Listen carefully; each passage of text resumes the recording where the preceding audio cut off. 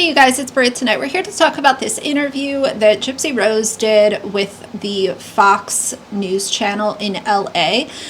We're going to react to the entire clip here. It was posted on their own page, Fox 11 Los Angeles. It has 46 likes to 41 dislikes. You know, anyone giving Gypsy Rose the mic or the stage or anything is going to be discussed.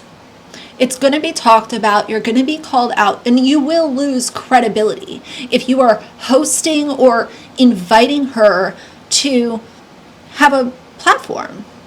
Let's hear all of the lies and nonsense that she had to say in this short interview. If you're interested, please keep watching.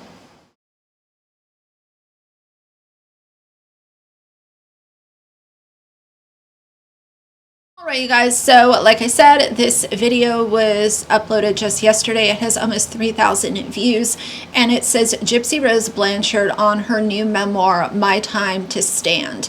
And as a quick side note, I will put in some of her doing the audio recording for this book, for the audiobook. It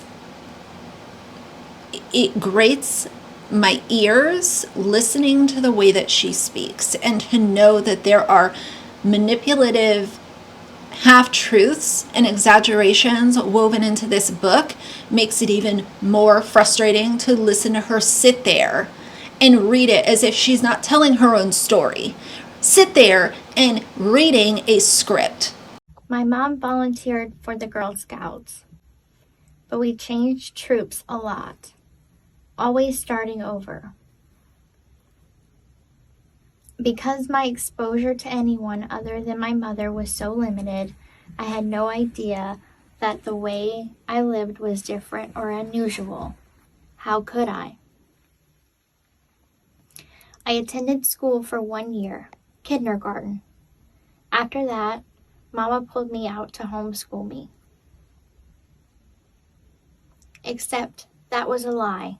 She didn't register me as a homeschooler. I don't know about y'all, but my life story I can talk about pretty freely. And I understand when you're recording an audiobook, like of course you're going to be reading, but there's no emotion, there's no nothing with her, and it's not in her Elmo voice.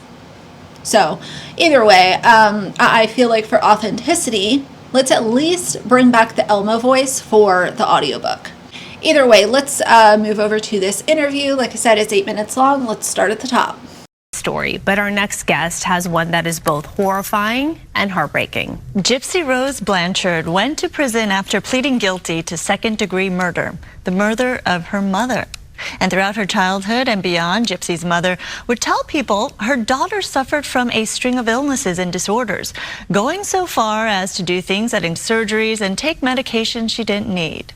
Years of physical, mental, and medical abuse led to Gypsy convincing a man she met online to kill her mother. She served 7 years of her 10-year sentence. She was released last December. Gypsy tells her story. She adds details that have never been heard before in her new memoir, My Time to Stand. And Gypsy joins us this morning. Thank you for being here. Thank you for having me. You're pregnant, by the way, so congratulations on your pregnancy. Thank you. You're having a little girl, you said? I'm having a girl, yes. Do you have a name yet? We haven't picked out a name yet, but we have a lot of options.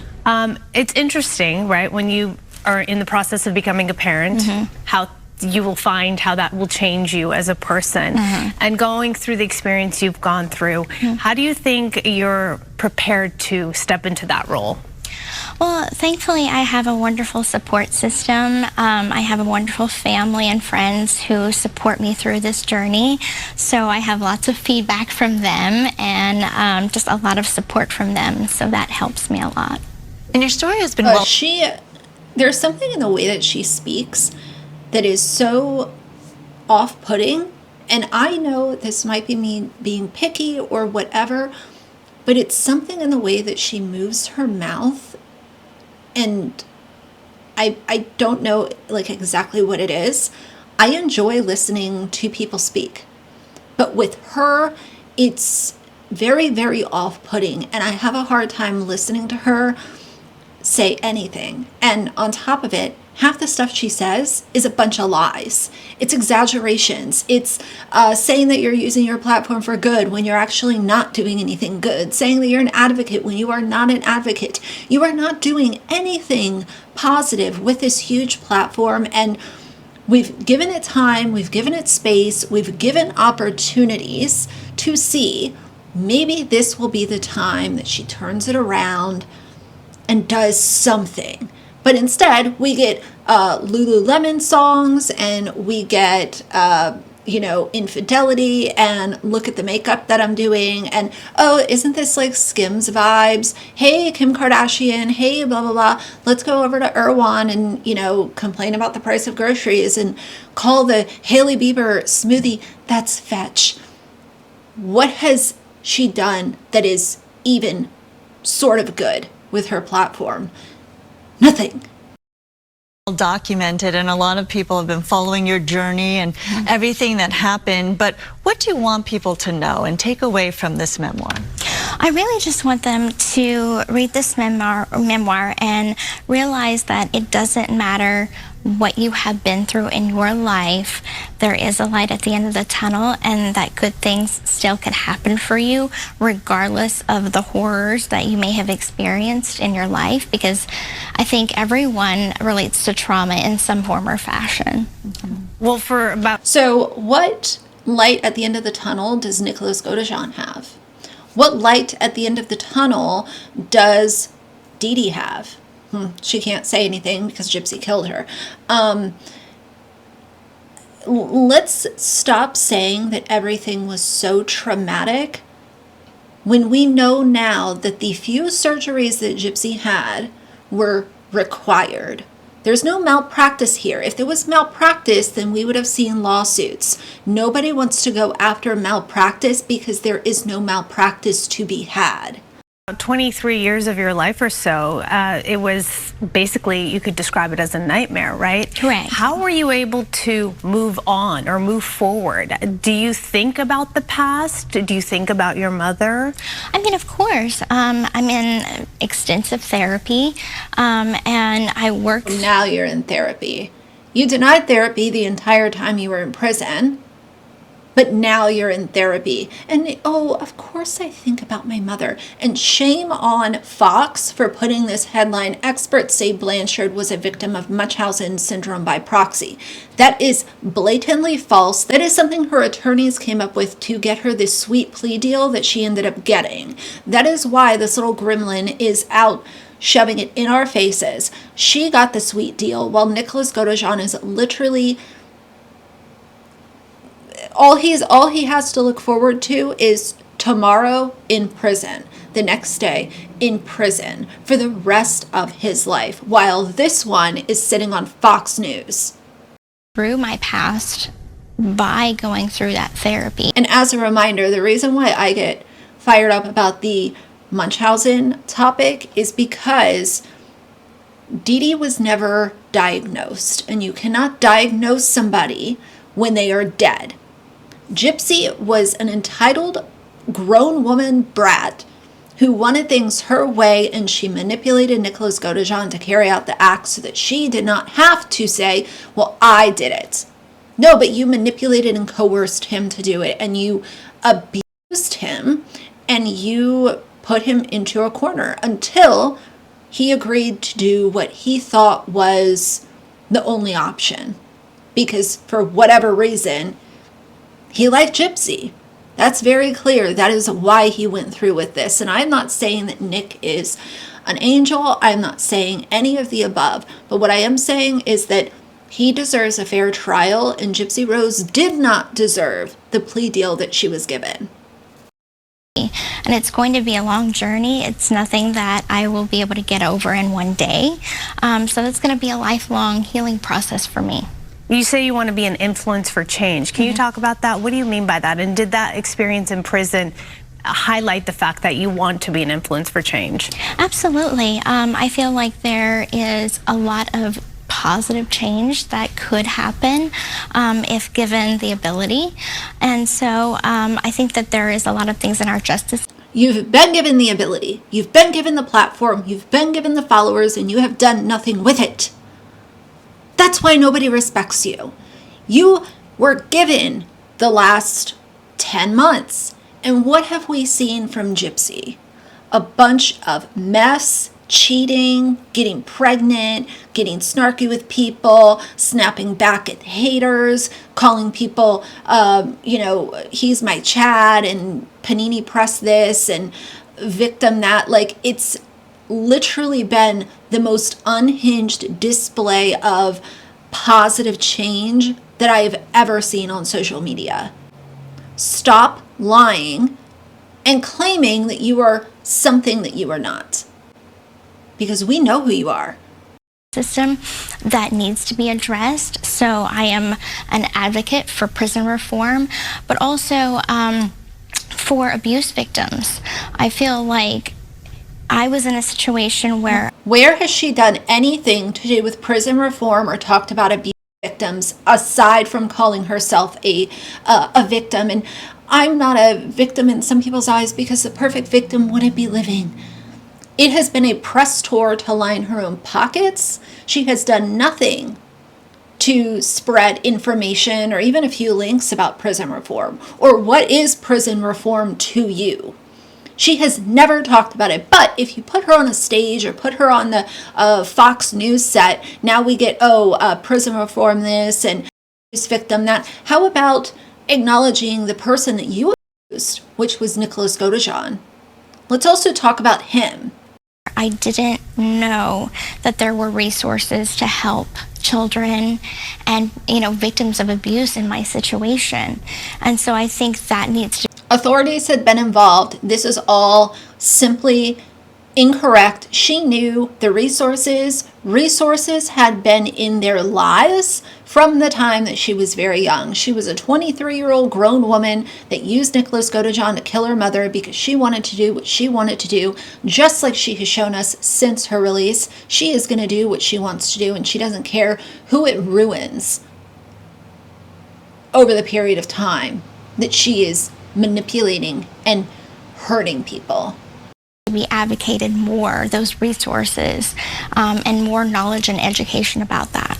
Yeah, talk about that, because you say in and out of prison, your platform you're using right now to really spread the message that there needs to be change and there is hope, as you were mentioning. But talk about your time in prison and the learning aspect you went through in terms of finding what resources were available and learning a lot for yourself about what lies ahead.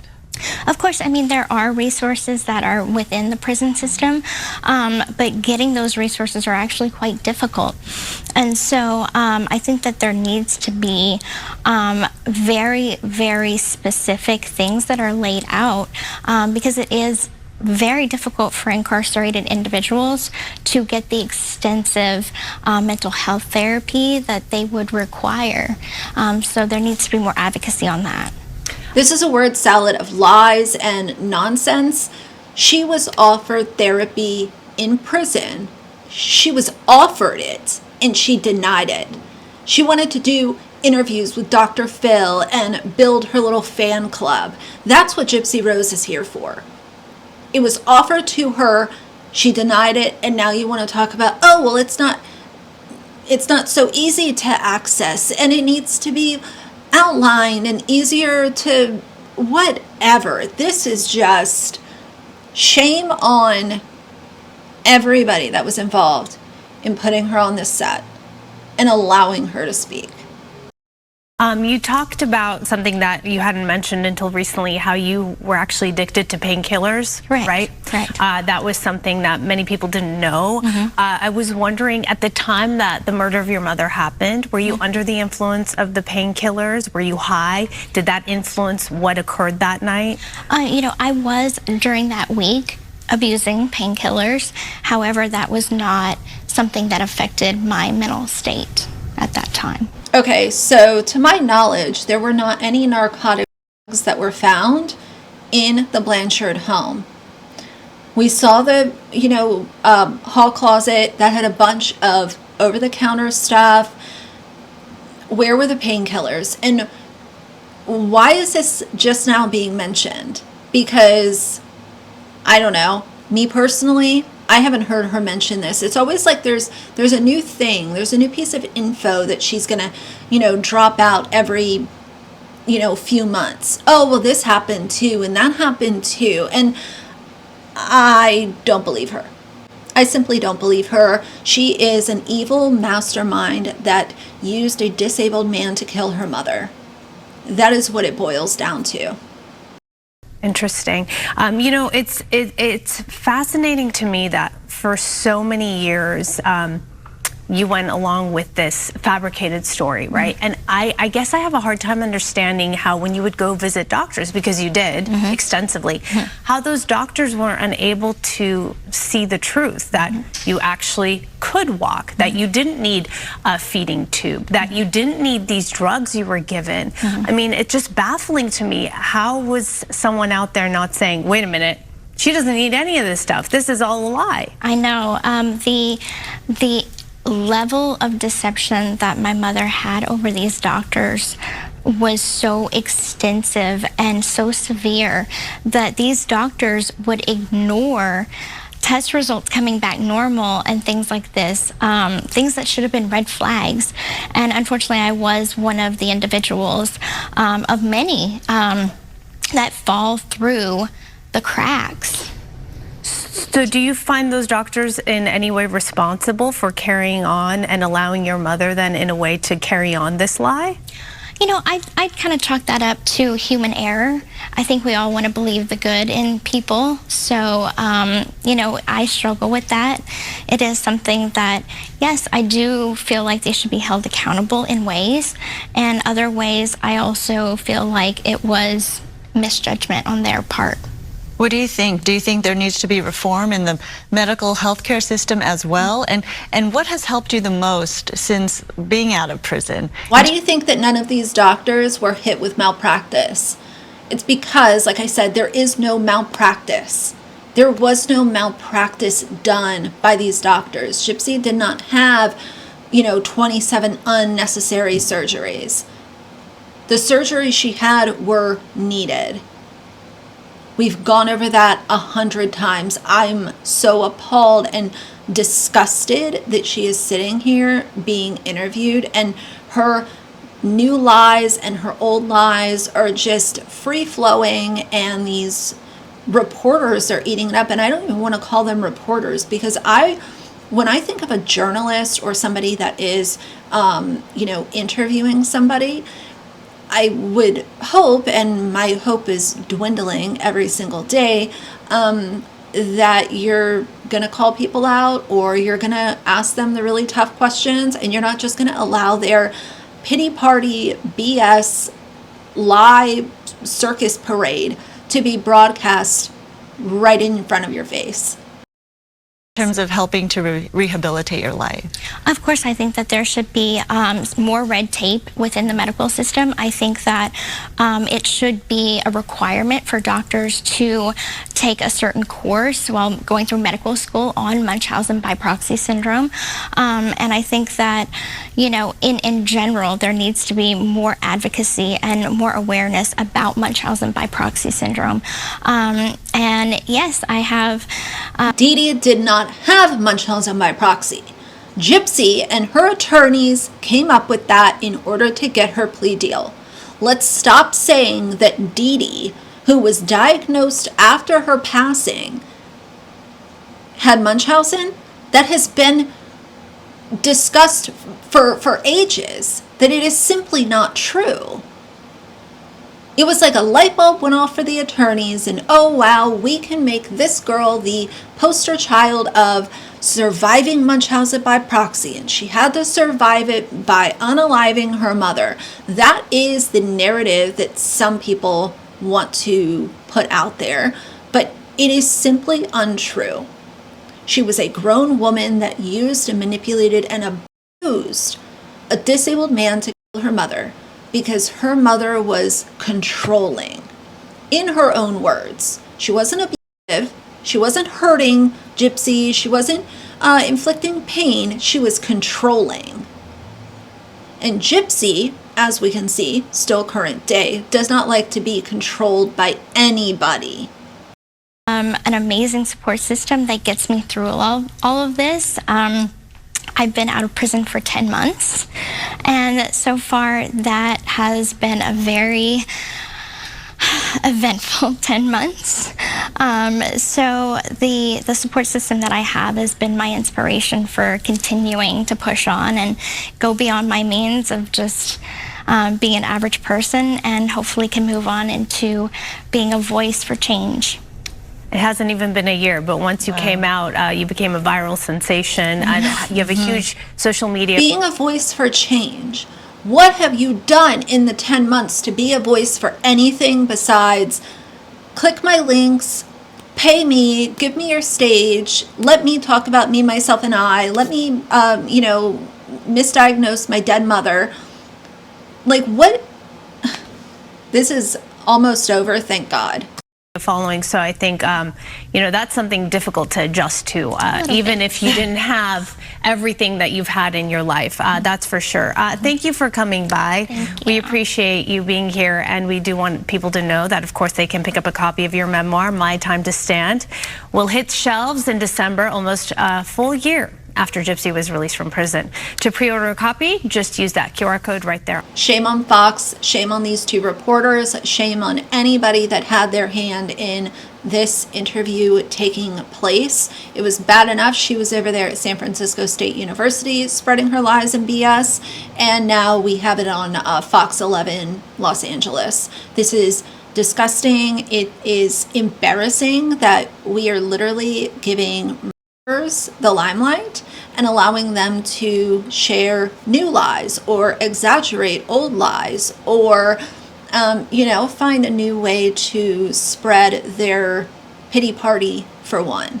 And did that experience in prison highlight the fact that you want to be an influence for change? Absolutely. I feel like there is a lot of positive change that could happen if given the ability.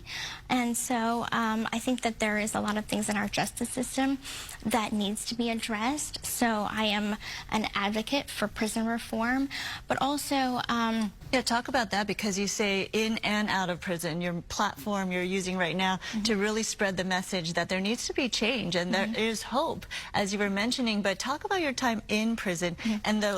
Oh, girl, I seen it. Please name one thing that you've used your platform for to advocate for prison reform. You know why it makes me mad? Here's why it makes me mad, is because, you know what, I got out of prison and I changed my life and I started caring about other people, and more so than that, I started doing prison reform. I know what it looks like. I know what advocacy looks like. I know what losing sleep at night because you care so much about people looks like. I know what getting up at 2 o'clock in the morning because somebody's in relapse after they got out of prison looks like. Do you know what that looks like? No, you don't have a freaking clue. This is not the face of prison reform. This is not the face of advocacy.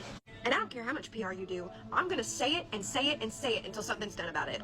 You know what? Throw away the whether she's innocent, guilty. I don't even care about that. It's the fact that you're lying about doing the work that the ones down here on the ground getting our hands dirty are doing. And you ain't. See, now you done made me mad. Here and there, I thought, okay, I can surely just walk away from this. It's whatever. She doesn't matter. But it's so much more than that now. Do you know where I'm on my way to right now? Asheville. Do you know who I've got with me? 3 people straight out of prison are still on parole to help people in other communities. And what are you doing? You're sitting on the news with your fancy clothes and your fancy dress, pretending to be something that you're not. We can go back to your social media platform and there's not one thing, not one, of you advocating for anything except for yourself. Your new trends, your new shoes, your Lululemons and some cute white kids, your Kim K vibes. Meanwhile, I'm rocking a shirt that I made myself because it means something, some old Nikes and a pair of freaking sweatpants. Been driving for 5 hours, didn't get to fly first class. While you're lying. While you get all the pats on the back, while you get to be on the news and give a very vague answer for exactly what is it you're doing for advocacy? Well, there are good women and men out there that are busting their butts in this field. Busting their butts, okay? You don't freaking care. You know what's crazy?